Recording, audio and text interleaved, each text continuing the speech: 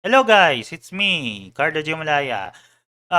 In PNG tuber or VTuber space, you also know me as Yuki Inuspin in sa boses lang. So before Yuki Inuspin, I was actually Carlo. So i-explain ko na lang sa inyo kung bakit in-upload ko lang to for one last time and ginawa ko na ito as playlist.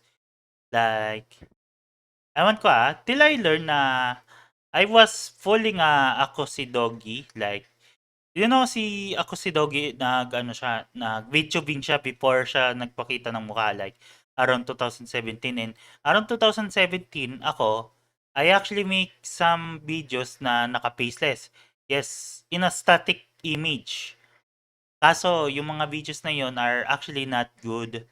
It's political thing and medyo one content warning lang sa inyo guys is may mga nakalagay diyan sa playlist na medyo offensive If you actually watching it for archival or historical purposes, I think this is it.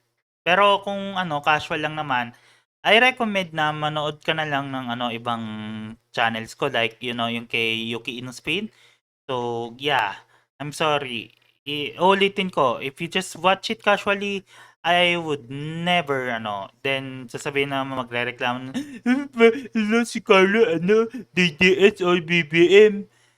Like, bruh, this was 6 years ago and, at the time, I was actually, dupus about it. So, yeah, if you just, magrereklamo, I would rather either ignore it or, just outright block you. You just continue pestering me with that one.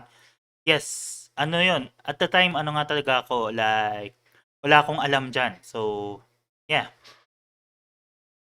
And honestly, ginawa ko lang to for, to aware na ako pala nag PNG tubing but in a static image no around 2017. Yeah, so, like, comment nyo dyan like, correct me if I wrong, if, meron pa naman mas nauna pa sa akin So, yeah, I mean, that's it for now and kita tayo sa, by August 26 sa, International Dogs Day and August 28 for some new, normal streaming for Yuki Inaspin. So, bye-bye!